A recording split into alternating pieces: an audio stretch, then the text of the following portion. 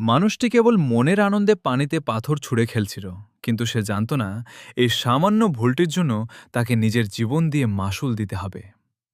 ঠিক যখন সে জায়গাটা ছেড়ে চলে যেতে যাবে, তখনই মাটিতে পড়ে থাকা একটি লিফলেট তার চোখে পড়ল। সেখানে লেখা ছিল, এই এলাকায় একটি ভয়ঙ্কর দানব ঘুরে বেড়াচ্ছে।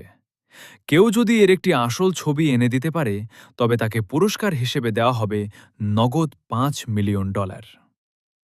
মানুষটি যখন এত বড় পুরস্কারের কথা ভাবছিল, ঠিক তখনই চারপাশে এক অদ্ভুত নীরবতা নেমে এলো, এবং সামনে এগোতেই সে মাটিতে পড়ে থাকা কিছু কাপড় দেখতে পেল। আর সেই কাপড়গুলোতে লেগেছিল তাজা রক্তের বড় বড় দাগ। হঠাৎ করেই দূর থেকে একটা বুক ফাটানো আর্তনাদ ভেসে এলো। ভয় পেলেও মনের ভেতর লুকিয়ে থাকা কৌতূহল আর লোভের কারণে মানুষটি সামনে এগিয়ে গেল। সেখানে পড়েছিল আরও একটি রক্তাক্ত জুতো। সে চারপাশ ঘুরে দেখল, কিন্তু কোথাও কেউ নেই।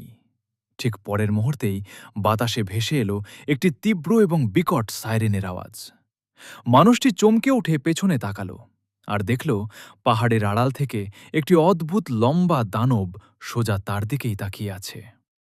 কিন্তু অদ্ভুতভাবে দানবটি তাকে আক্রমণ না করে সেখান থেকে চলে গেল। এখানেই মানুষটি সবচেয়ে বড় ভুলটি করল। সে ভয় পাওয়ার বদলে উল্টো খুশি হয়ে গেল, এবং $5 মিলিয়ন পুরস্কারের আশায় সে নিজের সবটুকু সাহস জুগিয়ে দানবটার পিছু নিল। কিন্তু মানুষটি যখন পাহাড়ের ঢাল বেয়ে ওপরে উঠল, ততক্ষণে দানবটি যেন বাতাসে মিলিয়ে গেছে।